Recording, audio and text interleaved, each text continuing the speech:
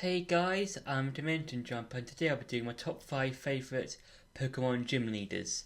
Now, gym leaders in the Pokemon series, it's pretty much a pretty much well-known thing or well-known part of the Pokemon series, unless it's Pokemon Sun and Moon, and then there's pretty much no gym leaders in that game or those games, or the generation as a whole in terms of Sun and Moon and Ultra Sun and Ultra Moon.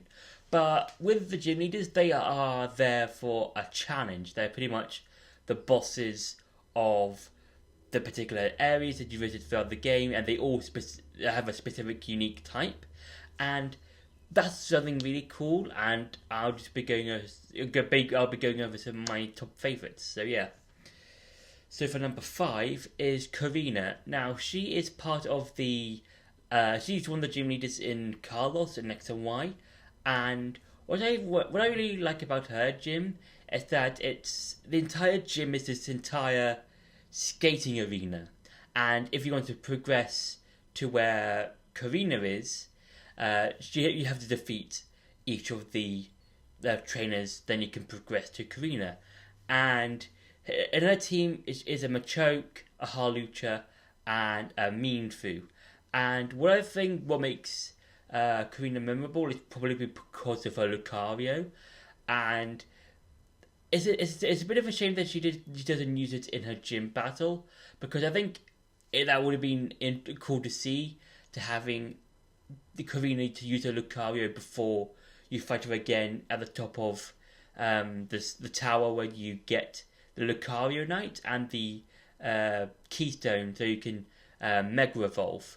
And yeah, because that would have been cool to see in terms of like how it could have improved the battle a bit. Like, this is her before she uses Mega Evolution, and now this is her when she does use it. And yeah, but overall, I think she's probably one of the more memorable gym leaders in Carlos. Mainly because I feel like she has a Lucario and she can Mega Evolve it. So yeah. For number 4 is Lenora. Now with Lenora, she is the second gym leader in Black and White, and she specializes in normal type moves or normal type Pokemon. And I would say this has to be one of the, I think, harder early gyms in Black and White, because mainly because of her Watchog, because her Watchog has Hypnosis and Super Fang. I believe her Warchog has Hypnosis, and I think she also has a Lillipup as well. And it's like it's one of those fights that it's memorable because of how her Pokemon is used, and especially her Pokemon as well, because she uses, as I said before, a Lillipup and a Watchog, and a Lillipup is just this tool. It's basically this small little dog, and I think maybe a Herdia as well, maybe. So she uses like the small dog Pokemon, and then she uses this like Pokemon that just has his hands like this, and they can hypnotize you. And yeah, this is one of those fights that you should really kind of prepare for. Like, even if you have like a fighting type, so like one of the fighting types you might find outside of where the gym is. Or if you choose Tepig, because Tepig evolves into a fire fighting type, so you're probably quite okay with that. But Lenora, as a gym leader, she's really cool, and the way you have to get to her is going to these different bookshelves and picking the correct one, and then progressing. And then when you do fight her, it's a really cool, fun fight. For number 3 is Fantina from Platinum specifically.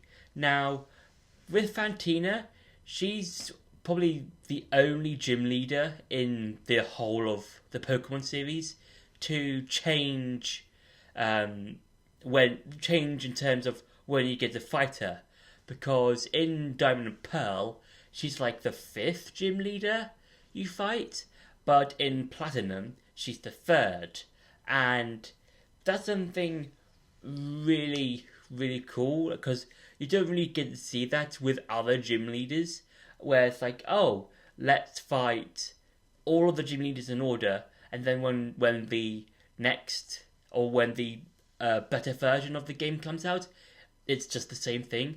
And with Fantina, not only does her position change, but also some of her Pokemon, as well as as well as her gym. So in her gym in Diamond and Pearl, you have to correctly answer these maths-based questions, and then you'll be taking up a higher floor.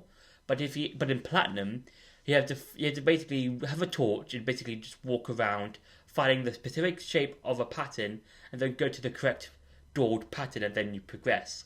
And with her Platinum team, I think she has a Haunter, a Miss Magius, and a Duskull, and all of them can pretty much sweep your team if you're not quite leveled up, because some of the moves are like Magical Leaf, Hypnosis, Sucker Punch. I think also Duskull has Will-O-Wisp as well, I believe. I don't remember. But it's moves like this. I think there's also Confused Way as well, because that's an interesting way of, I'll say, sort of buffing up a gym leader and her team. It says that, okay, let's give her moves that can hit your team hard, and moves that can probably counteract some of your types. For instance, her Miss Magius has Psybeam, and that'll be pretty good against, let's say, Monferno or something like that, because Monferno is part fighting type. And it's just one of those things like you would think, okay, I either need a dark type Pokemon or a Pokemon that has a dark type move. And it can be hard, but I would say with enough training and enough leveling up, Fantina would be an interesting. Well, it would be a fun fight to do. And I think her Platinum team is a whole lot better than her Diamond and Pearl team. So yeah. For number 2 is Tate and Liza. Now with Tate and Liza, they're the only double tag or double team gym leaders in the entire Pokemon series. And yeah, even though they've got one Pokemon each, that being Solrock and Lunatone, I would say that what makes them interesting is mainly because of they're the only tag team tag team gym leaders in the entire series, because there's two of them, and they send out one Pokemon each, but then you can also send out two of your own Pokemon. And yeah, I think that's what makes them really cool. I think it would have been a bit better if they had some more Psychic types, maybe. More Psychic type Pokemon on their team. Maybe they could have two each to make. I don't remember. It has been a long time since I've played Oras, so I could be misremembering if they have really more Pokemon than Solrock and Lunatone. They might have a few more Pokemon, but from what I remember, they only have Solrock and Lunatone. So if that's the case, with them having one Pokemon each, it would have been a bit better if they had two more Pokemon, or one or two more Pokemon each.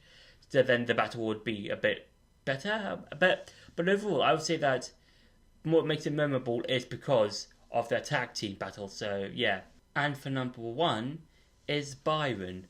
Now, with Byron, I think he's a really fun fun gym leader to fight.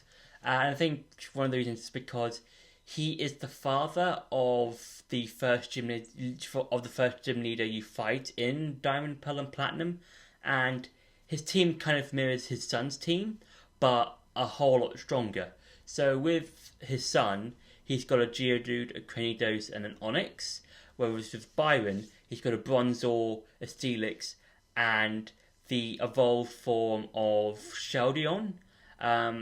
I forgot what the name is for that particular Pokemon at the moment, but I do like how they both have similar Pokemon, whereas with the son, he specializes in rock types, but with Byron, he specializes in steel types.